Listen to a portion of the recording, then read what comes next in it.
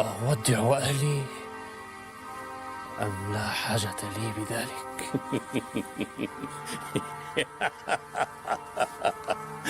سؤال مراوغ أيها اللبيب.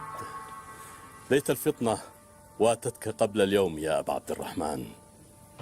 أودع أهلي أم أني لست بحاجة إلى ذلك؟ بل وداعا إن شاء الله. هاتوه.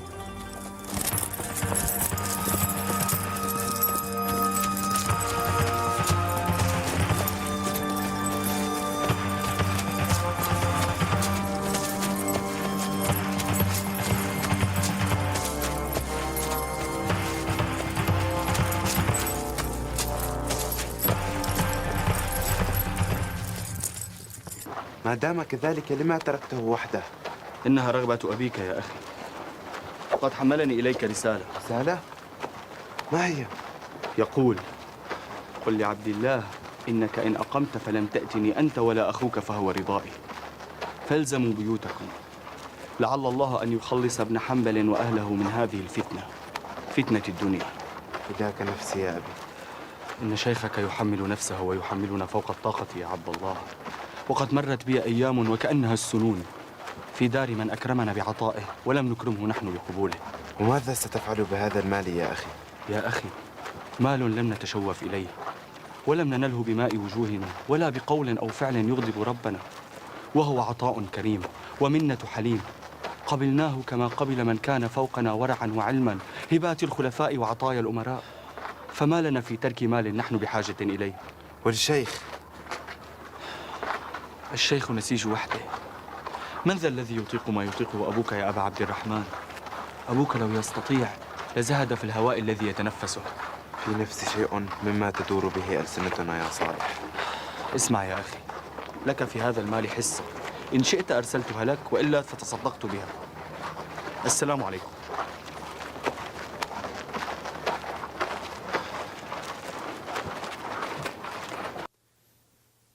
أمير المؤمنين ينتظر قولك في ابن أبي دؤاد يا أبا عبد الله. أعز الله أمير المؤمنين. أنا عن نفسي عفوت عن حقي عنده. بعد كل ما فعله بك يا أبا عبد الله، لقد أنفق حياته في الكيد لك، وأوشكت أن تدفع حياتك ثمنا لحقده وضلاله. إنما أحتسب أجري إن كان لي أجر عند من لا يضيع أجره. أنا أهون من أن يعذب مسلم بسببي، هذا حقي، وإن كنت قد عفوت عنه حسبة لله. يا أبا الحسن، قد عفوت عن ابن أبي دواد وعن كل رجل أذاني يوما. أخبرك سعيد بأمر أمير المؤمنين؟ أجل، جزى الله أمير المؤمنين كل خير. لقد أصدر أمرا بذلك إلى جميع عماله، أن لا يحملك أحد منهم على ما تكره. أطال الله في عمره على الحق، ناصرا لكتاب الله وسنة نبيه. ما هذا؟ كيف تدخل علينا هكذا؟ بسم الله الرحمن الرحيم. بأمر من أمير المؤمنين جعفر بن محمد المتوكل تصادر أموال قاضي القضاة سابقا أحمد بن أبي دؤاد الإيادي، ويحجر على جميع أمواله وأملاكه، فترد إلى بيت مال المسلمين ويلزم داره، بعد أن يعلم والي بغداد بموقعها فلا يغادرها أبدا. والسلام.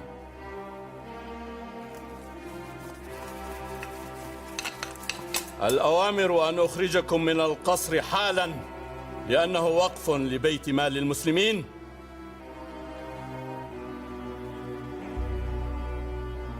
يا ابن أبي دؤاد، لن ننتظر طويلا.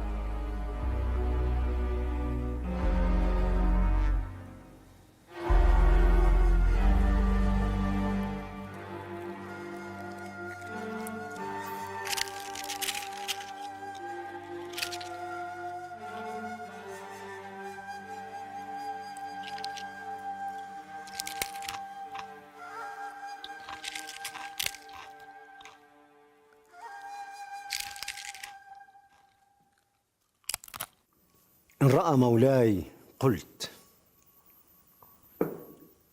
قل يا أبا الحسن.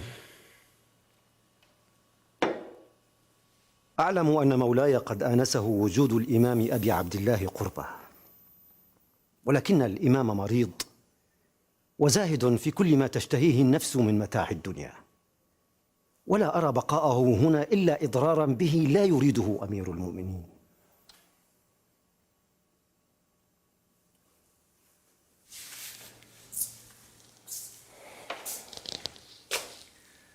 إنني في حيرة من أمري يا أبا الحسن. إن خليناه شعرنا معه بالتقصير، وإن قربناه تورع عن متاعنا، وصارت القربى له سجنا. هذا هو أحمد بن حنبل، لن يتغير يا أمير المؤمنين، والرأي أن نتركه يعود إلى حيث يجد راحته، فلا حيلة لنا معه. إنما نظنه تكريما له، يراه أبو عبد الله وبالا عليه، وليس هذا غريبا على رجل مثله. إكرامنا له أن نتركه وشأنه، فقد بلغنا عذرنا أمام الله وأمام الناس. كما ترى يا أبا الحسن، ماذا أفعل إذا أنا أردت أمرا وأراد الله خلافه؟ قل للإمام أبي عبد الله أنه متى أراد العودة إلى داره فليعد. أمر مولاي.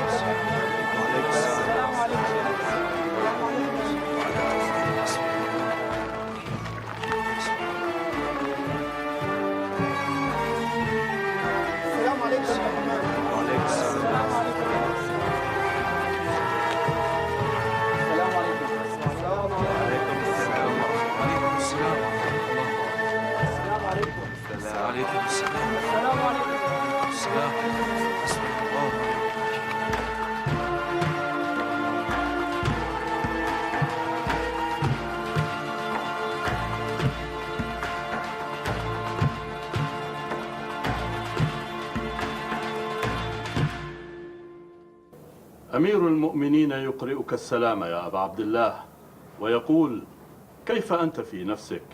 ويسألني: هل ثم حاجة لإمام المسلمين؟ جزى الله أمير المؤمنين خير الجزاء، وحمدا لله على سلامته.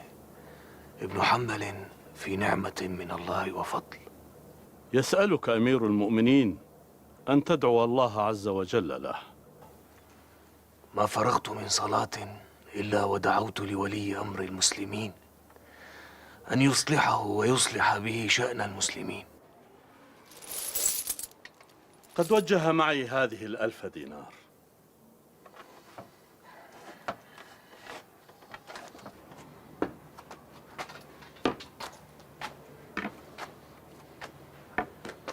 أعلم جوابك يا إمام، إنها ليست لك. يقول أمير المؤمنين: هي في يدك لأهل الحاجة من فقراء المسلمين. أيها الأمير، أعز الله أمير المؤمنين وأصلح باله. أنا في البيت منقطع عن الناس، وقد أعفاني أمير المؤمنين مما أكره، وهذا مما أكره. يا أبا عبد الله، هذا كثير. إنك لا تكاد تأخذ شيئا من أمير المؤمنين حتى وإن كان صدقة للناس. أجل، وليس في بغداد من هو أكرم علي من أمير المؤمنين، ولكن هذا مما أكره، ولا يحملني أمير المؤمنين على ما أكره.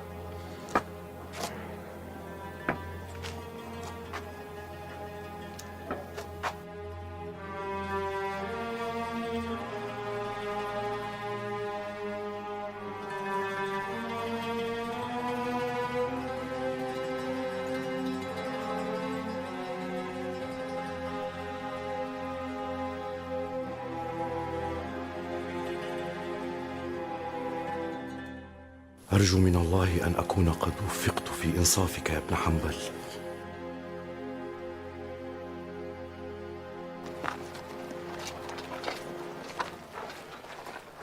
فقد علم أمير المؤمنين أن شيخنا لن يأخذ النقود، فأمرني أن أدفعها إلى أهل بيته إن هو رفضها. أرجوك يا سيدي، سيغضب الشيخ. إن علم. أعوذ بالله.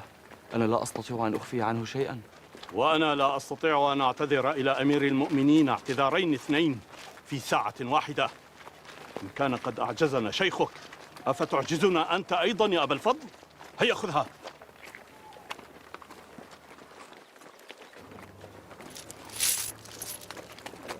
أستودعك الله يا صالح. السلام عليكم. عليكم السلام. إن رفضنا النقود غضب أمير المؤمنين، وإن قبلناها غضب إمام المسلمين. أي حيرة هذه!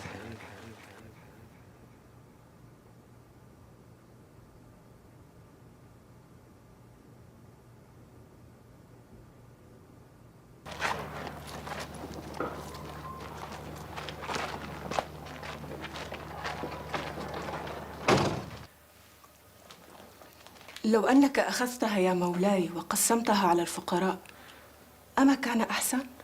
صحيح يا أبي، الحق فيما نطقت به أم فاطمة. الحق ما نطقت فيه أم فاطمة. ابن حنبل أصبح عاملا على أموال الخليفة يقسمها بين الناس. أي شيء كنت تريد يا ابن حنبل؟ أن أكون له قهرمانا؟ ما شأني أنا؟ ألن أخلص منهم؟ إنهم يدفعون بي دفعا إلى فتنة دنياهم. ما شأني بدنياهم؟ ما شأني بدنياهم؟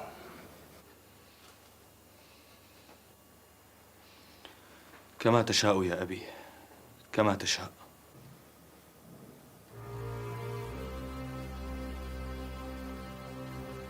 لما طال مكوثك وابن الكلبي عند الباب؟ لا شيء يا أبي، كان يريد أن يسألني عني. قل يا صالح، دفع إليك النقود أليس كذلك؟ نعم يا أبي، وماذا تريدني أن أفعل؟ أمير المؤمنين من جهة وإمام المسلمين من جهة، وصالح بينهما حيران آسفة. لا عذر لمن ملك أمره يا ولد ابن حنبل. أبي، إليك عني، أنا منهك عن أموال السلاطين والأمراء.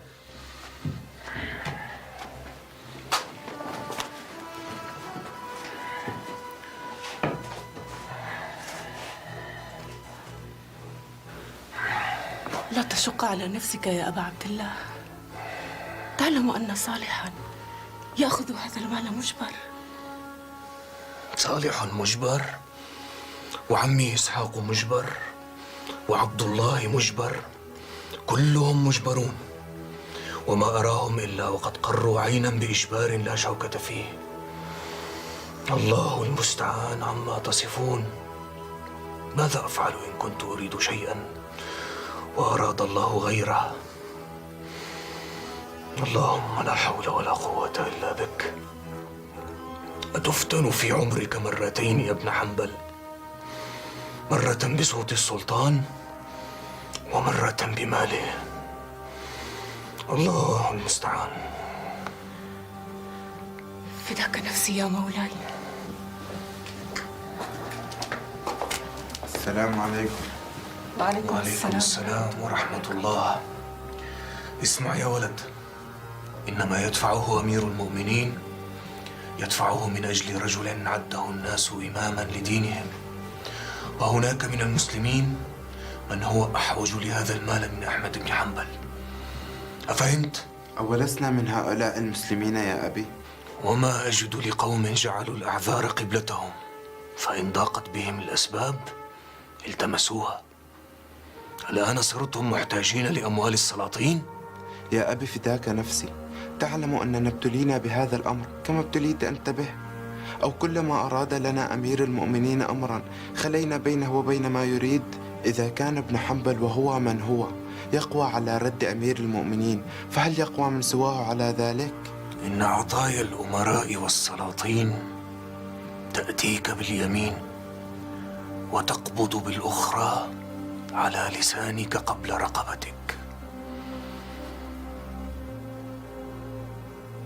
أنا أرى أن تلحق بأخيك، فكلاكما في العذر سواء. كما تشاء يا أبي. إن احتجت شيئا فأنا عند صالح. السلام عليكم. وعليكم السلام ورحمة الله وبركاته.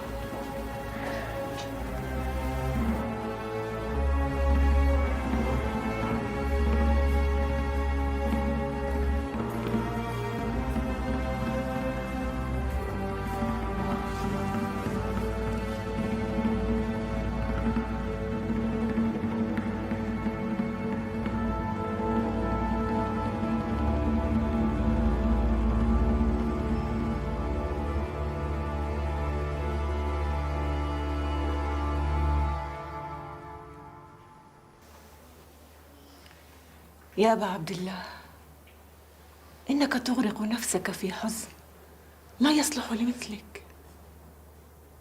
الحمد لله على كل حال.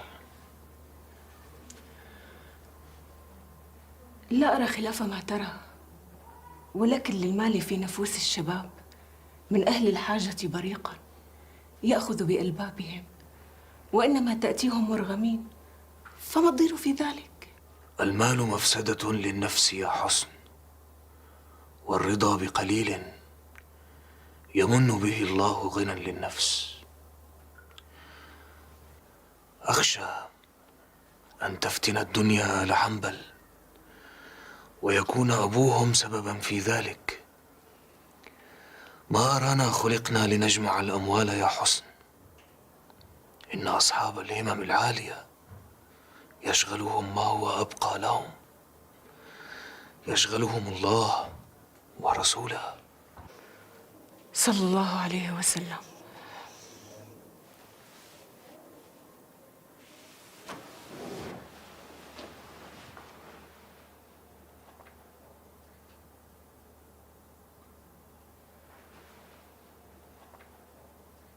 يا أبا عبد الله، ما قلت ما قلت إلا رأفة بولديك صالح وعبد الله، فأنت ترى مكانتك عندهم، وعزيز عليهما أن يرياك عاتبا عليهم ينتابك الحزن والكمد.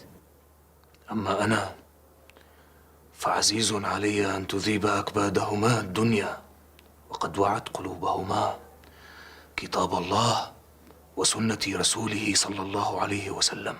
صلى الله عليه وسلم. يا حسن، ما بقي من أعمارنا، كأنك بالأمر قد نزل، وأولادنا يريدون أن يأكلوا بنا، وما أرى مال السلطان إلا فتنة لا يقوى عليها ابن حنبل ولا آله. مالي ودنياهم يا حسن، مالي ودنياهم. حتى صالح كان مترددا في قبول مال أمير المؤمنين. كل يوم يثبت لي ابن حنبل أنه رجل من الذين أنعم الله به على هذه الأمة، حمله زهده على تأديب أهل بيته بما عاش عليه. ولكن لله درك يا ابن حنبل، عقمت النساء أن تجود بمثلك.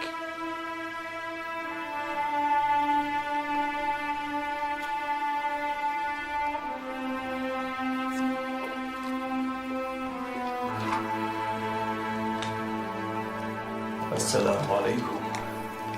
وعليكم السلام ورحمة الله. كيف أصبحت يا أبا عبد الله؟ كيف أصبح من ربه يطالبه بأداء الفرائض، ونبيه يطالبه بأداء السنة، والملكان يطالبانه بتصحيح العمل، ونفسه يطالبه بهواها،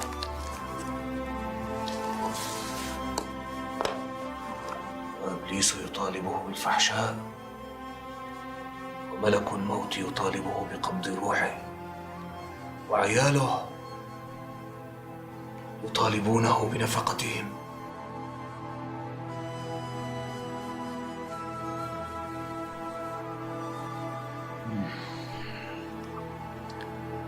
فيما كل هذا الغم يا ابن أخي؟ لماذا كل هذا الحزن؟ أنت تهلك نفسك أسا وحسرة. يا عم، طوبى لمن أخمل الله ذكره. والله لو وجدت السبيل إلى الخروج لم أقم في هذه المدينة، ولخرجت حتى لا أذكر عند هؤلاء ولا يذكروني.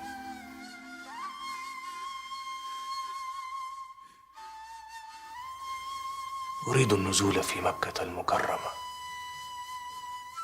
ألقي نفسي في شعب من الشعاب حتى لا أعرف. أخشى أن يكون استدراجا برجل مفارقا عما قليل، ليته لا يكون استدراجا يا عم، ليته لا يكون استدراجا. أنت تهضم نفسك حقها يا ابن أخي.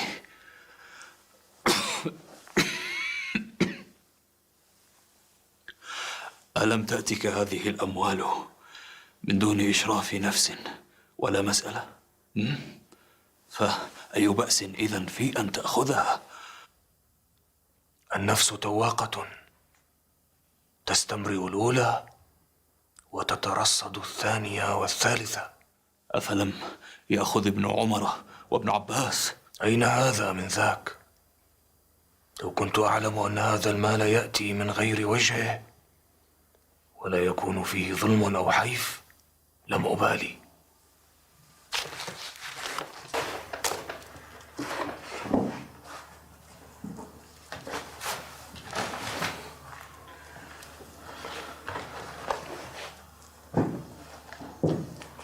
دعنا الآن من هذا الكلام. قل لي يا أحمد، أين وصلت في كتابك المسند؟ المسند أعز كتبي علي منذ أن عدت من رحلتي إلى الإمام عبد الرزاق الصنعاني رحمه الله، وأنا أجمع الأحاديث في المسند. جمعت فيه ما يربو على 40,000 حديث، ولولا أن ابن أبي دؤاد أشغلنا بفتنته لكنت انتهيت منه، إلا أنني والحمد لله قد شارفت على الخاتمة، والحمد لله. أسمعت بوفاة ابن أبي دؤاد؟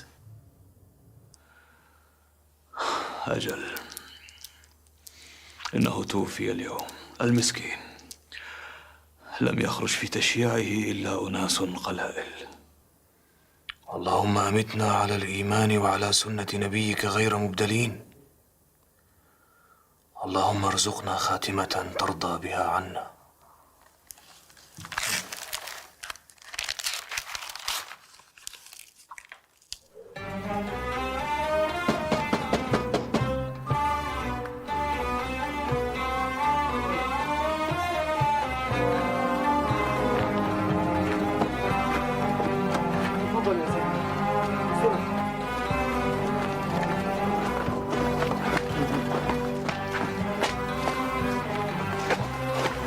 كيف حدث هذا الأمر؟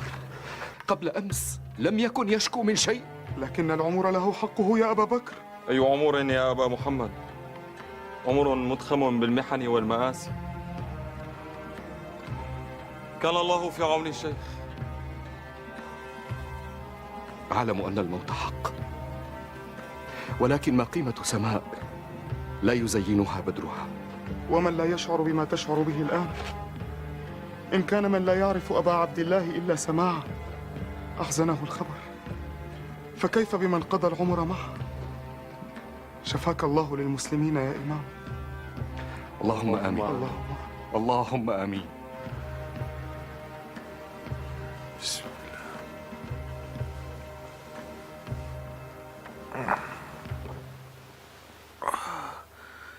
الحمد لله.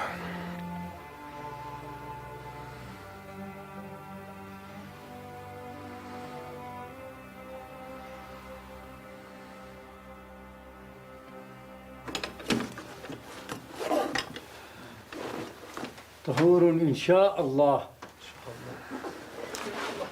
السلام عليكم. وعليكم السلام ورحمة الله. يا ولدي، وما كان لنفس أن تموت إلا بإذن الله كتابا مؤجلا.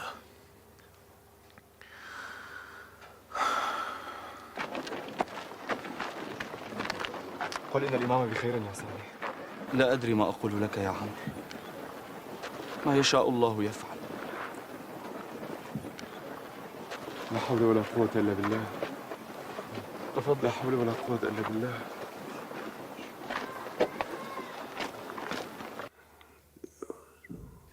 تفضل. السلام عليكم. وعليكم السلام ورحمة الله. لا بأس عليك يا شيخ، طهور إن شاء الله. الحمد لله. شفاك الله وعافاك يا إمام. جعلنا فداك يا أبا عبد الله. جزاك الله خيرا يا ولدي. قد احتشد خارج الدار كل من علم بحالك يا إمام، كلهم يريد رؤيتك. أجل يا أبي، وكأن الأرض قد طويت عن أهلها إليك. بارك الله فيكم وفيهم. إنهم لم يغادروا الزقاق منذ يومين. فأي شيء ترون؟ تأذن لهم فيدخلون ويسلمون. أدخلهم يا أبا عبد الرحمن، أدخلهم. استودعك الله يا إمام.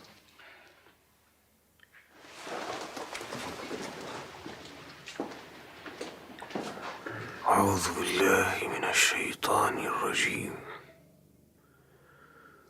الله لا إله إلا هو الحي القيوم.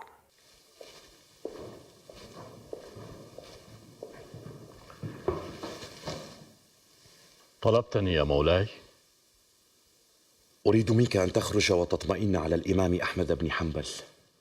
السمع والطاعة يا مولاي.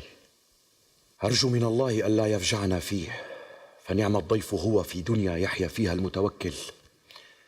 إنه بركة عهدي يا ابن الكلبي. أئمة المسلمين نجوم الحق في ليل الباطل، وأشهد أن الإمام أحمد بن حنبل شمس إن سطعت لم تبقي في الأرض ليلا ولا نجما، ولا أزكيه على الله. صدقت يا مولاي.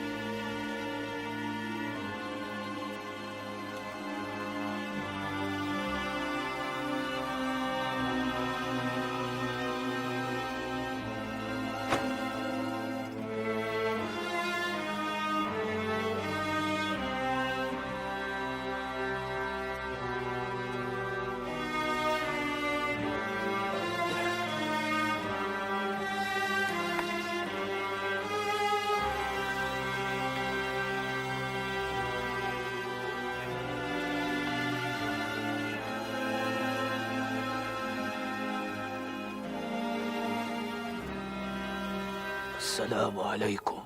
وعليكم السلام. لا أريد أن أثقل عليك يا إمام، أستودعك الله. بارك الله فيك. تفضل.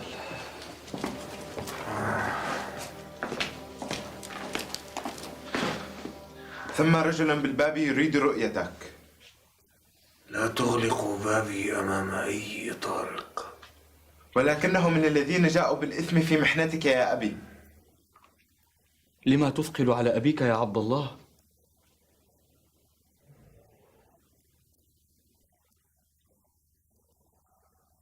أدخل. كما تشاء.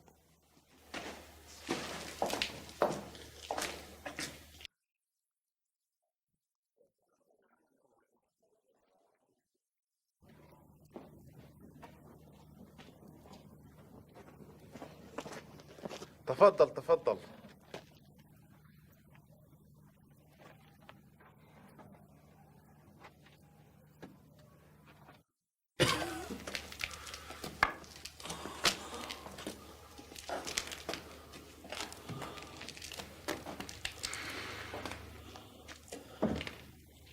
السلام عليكم. وعليكم السلام ورحمة الله. تفضل.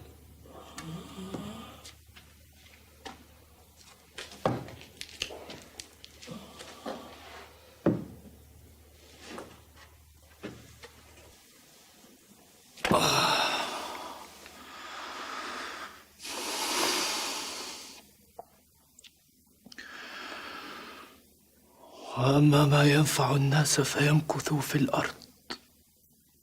يا أبا عبد الله، وأينا اليوم خير من من شهدت له الدنيا بالفضل، أم من أتى أسفا يجر رجليه في قيود ذنوبه بعد أن ولغ في إناء الفتنة على غير هدى تارة، وانتصارا لنفسه أخرى.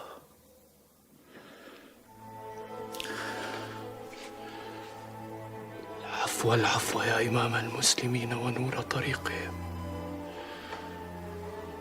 الذي لم يبصره من أسرف على نفسه.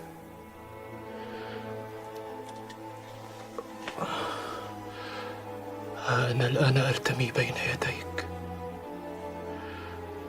فإن عاقبت فاعدل، وإن عفوت فمن. يا أبا الليث، ومن تاب وعمل صالحا فإنه يتوب إلى الله متابا، وحقها ألا يجر المسلم لأخيه ضررا أبدا. أفعل إن شاء الله. لقد جعلتك في حل، اللهم فاغفر له فإنني قد عفوت عنه.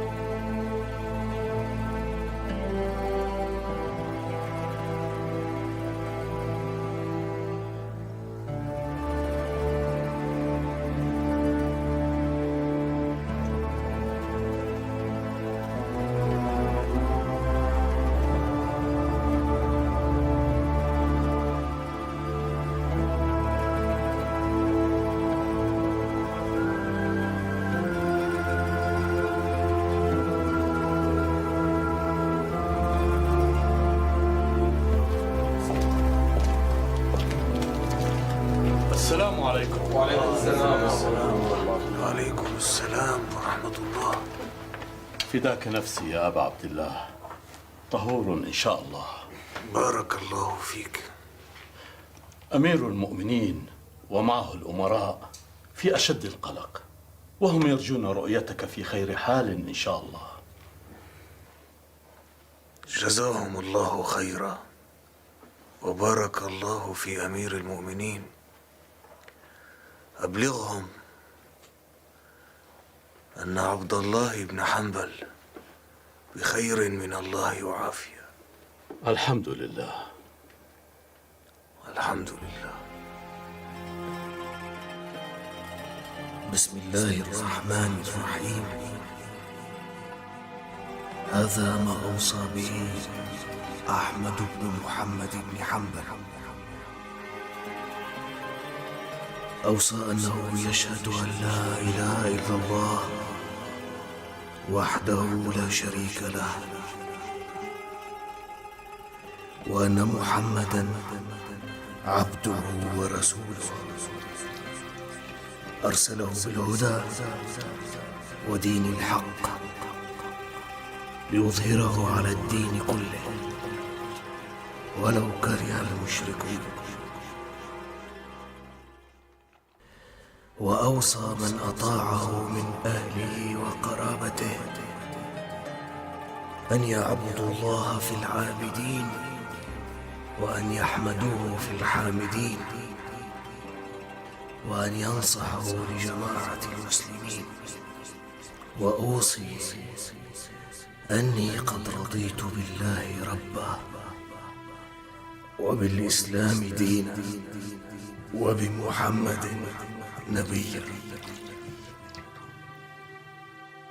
وأوصي لعبد الله بن محمد المعروف بفوران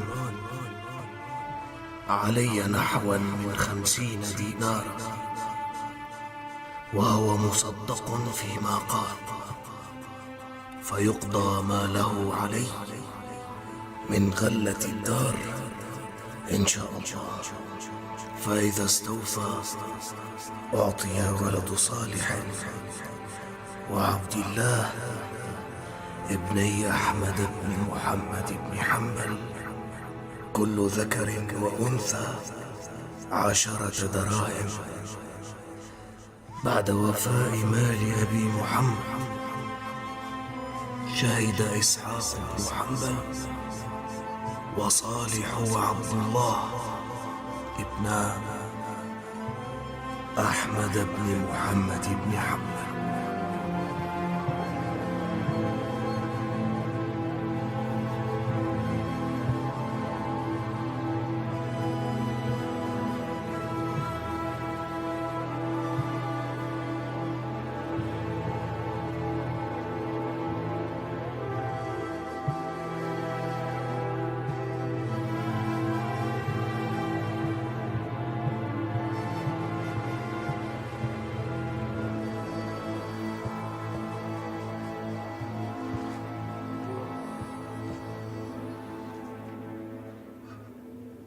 إلى صلاة الجمعة حتى لا تفوتكم. سنعود إليك بعد الصلاة يا أبا عبد الله. السلام عليكم. وعليكم السلام. نستودعك الله. استودعك.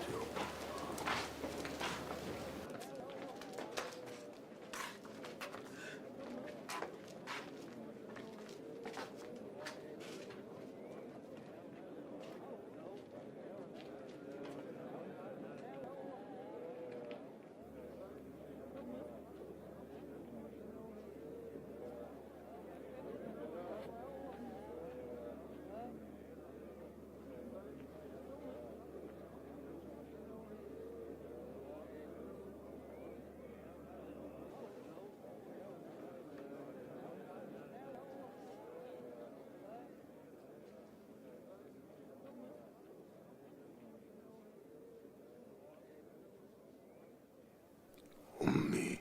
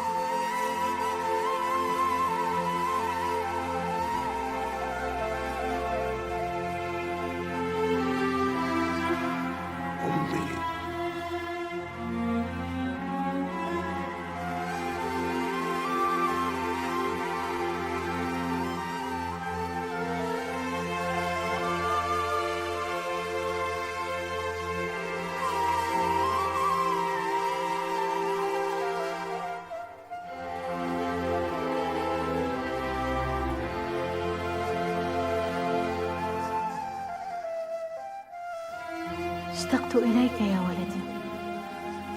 لم تأخرت علي؟ لن أتأخر أكثر من ذلك. أنا قادم يا أمي. تعال تعال يا ولدي.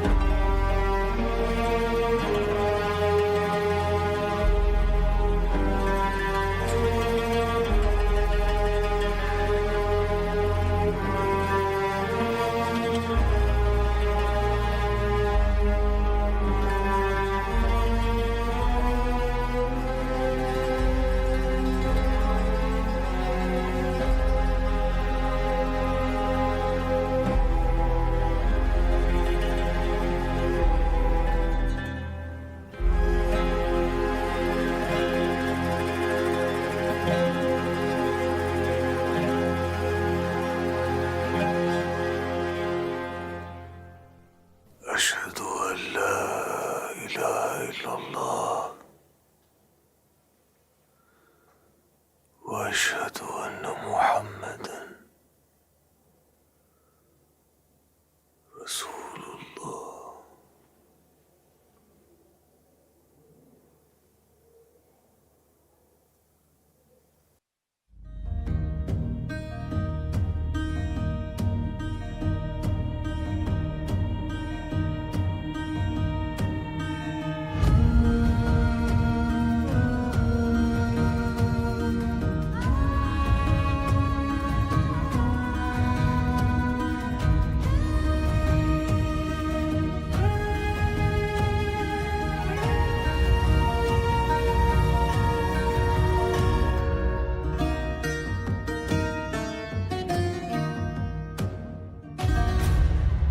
حدثي بغداد عن ذكرى إمام المسلمين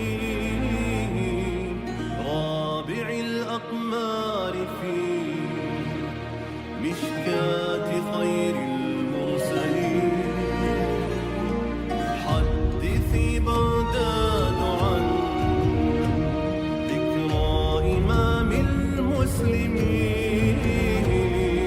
رابع الأقمار في مشكاة خير المرسلين. وأعيدنا قرونا نحو